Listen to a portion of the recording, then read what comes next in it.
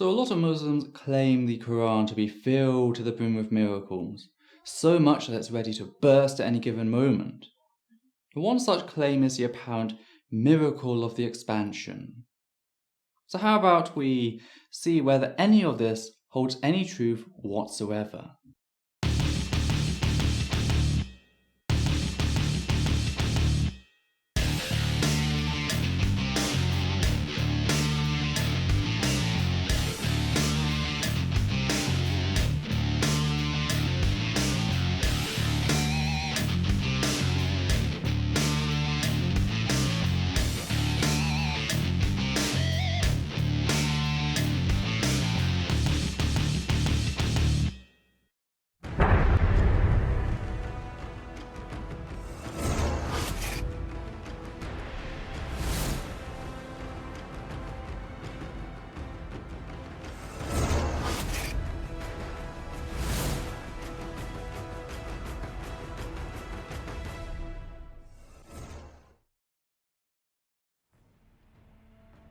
Think of a book that mentions about a fact that science was able to discover only 100 years ago, more than 1400 years ago.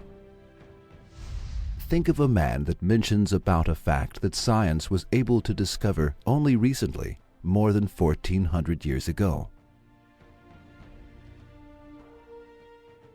Could anyone doubt that this book is a divine book, and this person is an extraordinary person?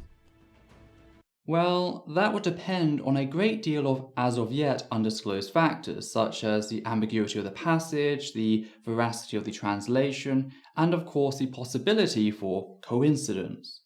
If a deity were to truly be all-knowing and all-powerful, one would certainly expect evidence presented with such divine clarity that it could not be brought into reasonable question at all. So, with each of these things noted, we can proceed to see what you have to offer. The Quran mentions more than 1400 years ago that the universe was expanding. The following is stated in verse 47 of the chapter of Az-Zariyat. With the power and skill did we construct the firmament, for it is we who create the vastness of space. Well, if you're going to argue the inerrancy of the Quran, then maybe don't select a translation which includes the word firmament, aka solid dome, which is the sky, with the stars painted upon it. Also, the fact that the very first translation you have just quoted does not include the word expanding or anything similar would suggest that there is already reasonable ground to question what you have stated. If it was in fact unquestionable or unambiguous, surely the translators would have been able to spot this during translation regardless of when they were translating. Why is it only unambiguous in hindsight? There's a bit of a disconnect there you need to explain. The Arabic phrase "Inna limusiyun" means we are expanding it. The word musiyun is derived from the verb eosau, to expand. The letter lam, el, at the beginning of this word is used to emphasize the noun or the adjective it precedes, and it means a lot or very much. Accordingly, this phrase means we are expanding the universe a lot. Actually, inale mission translates closer to we are surely its expanders. Do note that this is a descriptive term defining the subjects of the passage for the readers based on supposed past actions, not the object of the universe. We see the same technique used in Arabic in the phrase Haliku, the creator. This doesn't mean that Allah is creating the universe every single second, but is the creator who created the universe. It's a pretty simple thing. When it comes to this passage, however, there seems to have been a tendency to conflate the description of a subject on past actions with the continuation of those actions. But perhaps even more important is what the passage is discussing in relation to said expansion, irrespective of past or present. And that's the Arabic phrase for the heavens, or was-sama'a, which is being translated as the universe in this passage. That's even though said phrase does not hold that meaning. If we turn to the Qur'an chapter 2 verse 22, we read the following: He who has made for you the earth a bed spread out, and the was-sama'a a ceiling, and sent down from the as-sama'i rain, and brought forth thereby fruits as provisions for you. So do not attribute to Allah equals while you know that there is nothing similar to Him. So as we can see, the phrase was-sama'a does not refer to the universe, but only the sky. Or more accurately, what ancient people thought the sky was, aka the firmament, a solid dome. And we see this in the earth-sky distinction. The earth is part of the universe, so if was-sama'a was the universe, would be included. But that's not how it's spoken about. They are clearly two distinct things, the earth and the sky above, thus refuting your very argument. That is, unless Muslims are going to argue that rain comes from outer space, thus refuting the Qur'an's apparent inerrancy in chapter 2, verse 22. So at the very most, even if Inna le Musyon did refer to the continued expansion of the heavens, said heavens merely refers to the atmosphere and not to the universe beyond. After analyzing the verse of the Quran, informing us about the expansion of the universe, we will examine what science says about it. There was only one view that prevailed regarding the issue up to the beginning of the 20th century. This view stated that the universe had a static structure and that it has existed like that since the beginning of the universe. No scientist mentioned the expansion of the universe until the 20th century, let alone mentioning. No one even imagined it. Well, that's not entirely true. Hitting close to home, we see the same colourful language being used to describe the sky in Isaiah chapter 40, verse 22. He sits enthroned above the circle of the earth, and its people are like grasshoppers. He stretches out the heavens like a canopy and spreads them out like a tent to live in. Now, Christians have retrofitted this as a scientific miracle which validates the Bible as the true and final word of God.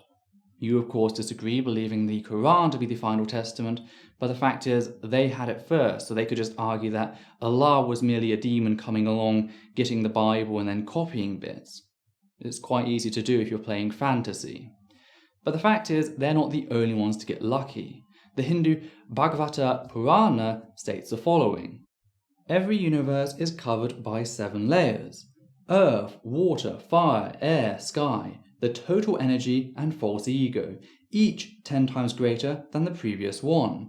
There are innumerable universes besides this one, and although they are unlimitedly large, they move about like atoms in you. Therefore, you are called unlimited. Now, using the same technique as you in this video, we could easily argue multiverse from that passage, and there are those who do just that. Yet, Hinduism can also be said to teach that the universe not only expands, but shrinks in cycles of birth, death, and rebirth. But this means nothing to the actual scientific community. Just like the vague passage talking about the vastness of a solid sky, which you have presented. Language is fickle. If you say enough watery things about the universe, then you're bound to be able to retrofit later down the line. Do you want to know what a real miracle would be like? A clear and testable claim which can't be contested or merely wished away were it to fail. Most preferably in a mathematical form. That certainly would have been better. Now, of course, Muslims may say that this would ruin the flow of the Quran, but then I just have to point out, you believe in an all-knowing, all-powerful deity. I'm human. I'm allowed to be lazy. At the beginning of the 20th century, Russian physicist Alexander Friedman and Belgian cosmologist Georges Lemaitre calculated theoretically that the universe was moving continuously and expanding. This fact was proven through observation in 1929. While examining the sky through a giant telescope, the American astronomer Edwin Hubble discovered that stars and galaxies continuously moved away from one another.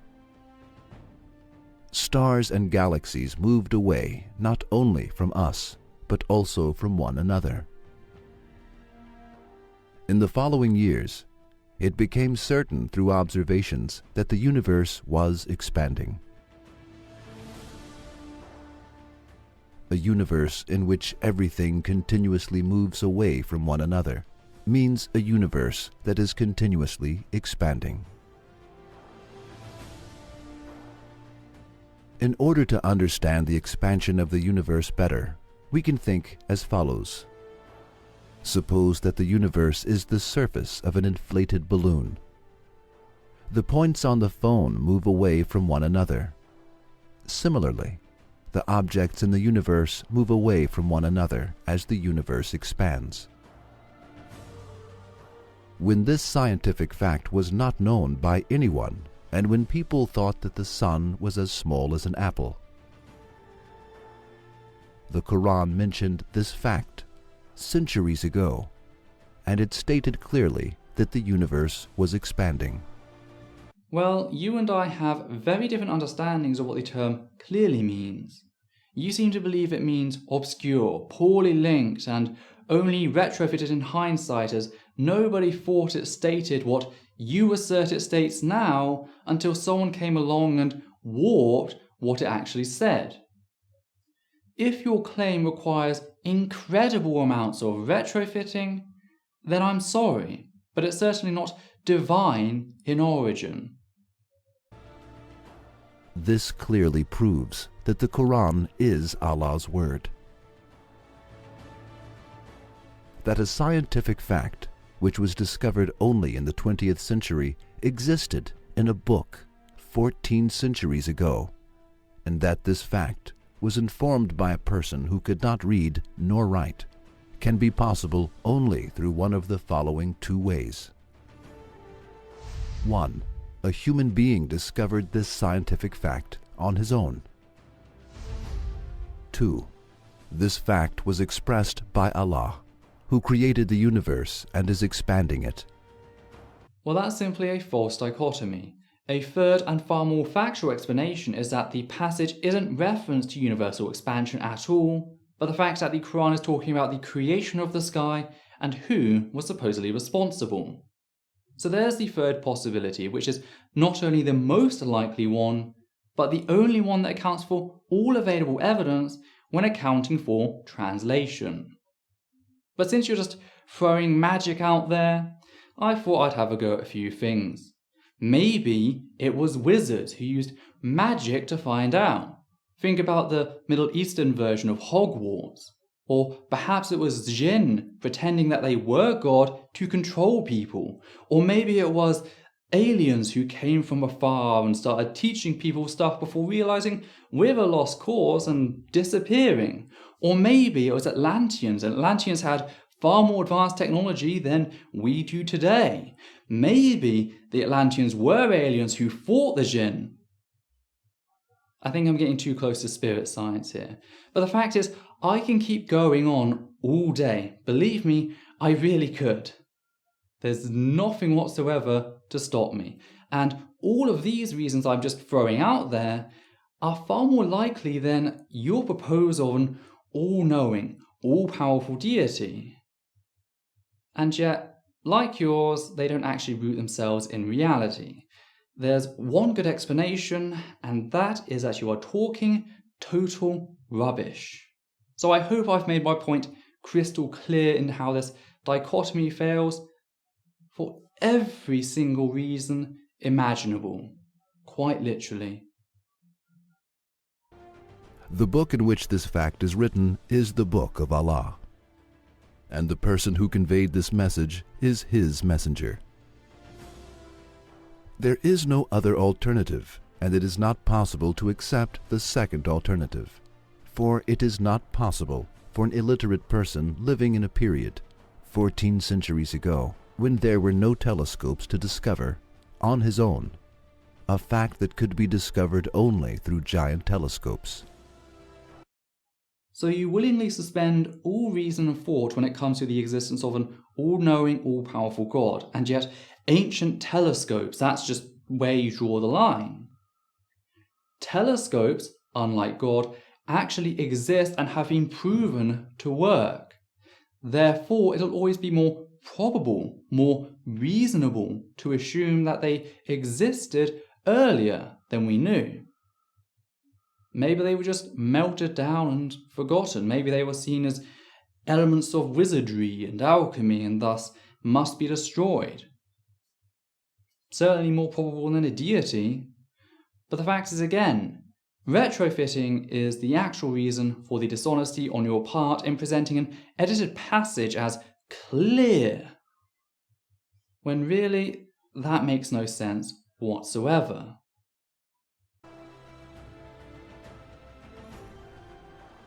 Therefore, the greatest geniuses in the history of the world could not draw the model of the expanding universe despite their observations and scientific studies. They could not even imagine it.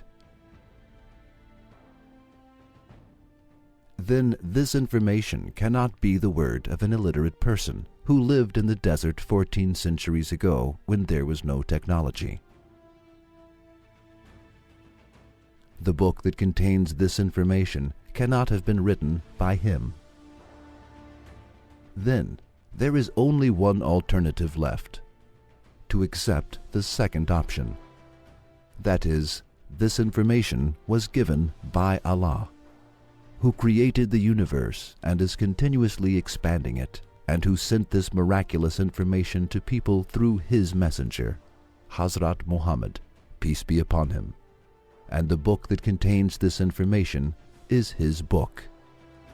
Well, from what I've seen so far, I'm not sure that Muhammad is the only illiterate Muslim involved in this video. We are the expanders of the sky does not mean the universe is still expanding, clear or otherwise. Also, Muhammad being supposedly illiterate doesn't offer anything when it comes down to supporting the divinity of the Qur'an. From blind poets such as Homer to increasingly deaf composers such as Ludwig van Beethoven, people can find a way to overcome obstacles.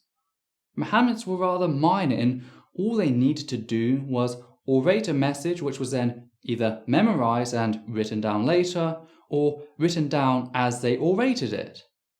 It's a job modern-day secretaries do all the time. It's part and parcel of the job description and is completely mundane, nothing divine about it.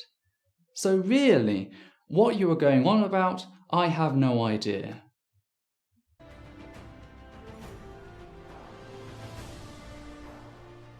If someone said, he may have written in coincidentally, that is, the Quran is the word of a human, and this human being wrote this fact in his book without being aware of it, and mentioned the expansion of the universe, we would say, millions of books have been written since that century. If it had been possible for a human being to write this fact coincidentally in his books, the same fact would have occurred in some other books coincidentally. However, it is just the opposite. No.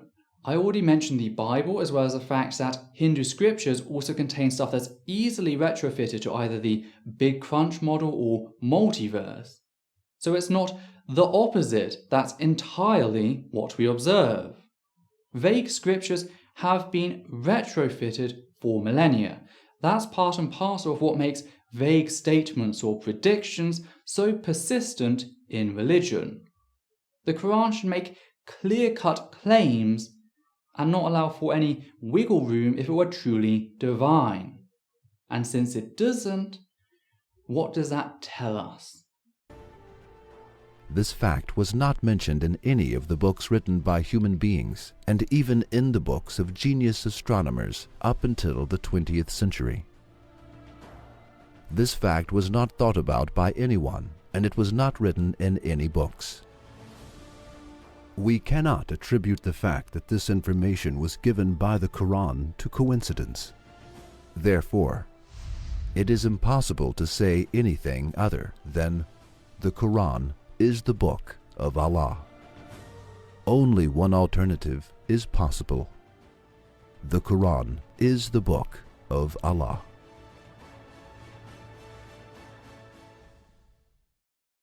I don't believe it's coincidence, not in full, since the actual passage doesn't state what you are pretending it states, a fact further validated by the very next passage, so chapter 51, verse 48 in "And the earth we have spread out, and excellent is the preparer."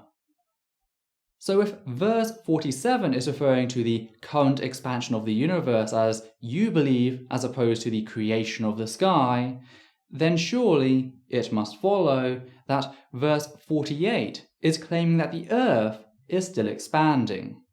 Of course, this is utter nonsense, but that's all it's been since the beginning. Nowhere in the Quran does it say that the universe is expanding at all. Instead, all it does is take credit for the apparent creation of the sky, followed shortly by the creation of the earth. Something which is hardly revolutionary when it comes to creation deities. It's kind of in the name. It's not a simple coincidence as you picked a vague passage and warped it to try and make it say what we see. The reality is that the Quran is simply a poorly written book which contains such vague terminology that it can be abused in the manner you have shown us in this video.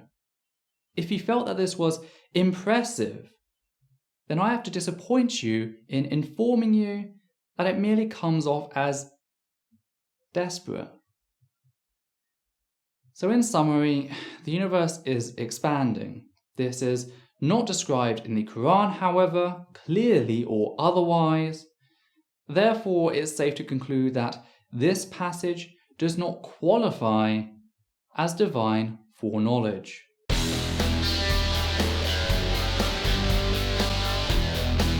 Hi there, I'd just like to say a few things here at the end of the video before you go. First, I'd like to thank everyone who has ever donated to the channel via Patreon, giving a special thanks to the following people: Andrew Spreitzer, Pavan Luxor, Sean Conley, Alexander Williams, Daniel Martinez, and of course, Matthew Kovac. Your support has ensured this channel its ability to grow over the years, and hopefully for the years to come. I'd also like to ask that you comment down below and like this video, as well as subscribe to the channel and follow Essence of Thought on Facebook. Please also consider following Atheist Alliance International on Facebook, a humanist organisation dedicated to helping atheists all around the globe. Last of all, I'd like to request that you treat the people responded to in this video with a reasonable degree of respect. And whilst we completely understand that there are justifiable limits to said respect when tackling certain heavy topics, and anger can be a very genuine emotion in fighting injustice, any comments, and I repeat, any comments at all, utilising language which insults others on the basis of perceived gender, sexuality, ethnicity, or ability both mental and physical, will be removed immediately, and the commenter may be blocked on the moderator's discretion. For those noted, let's create a humanist space which is welcoming to all. Thank you for watching.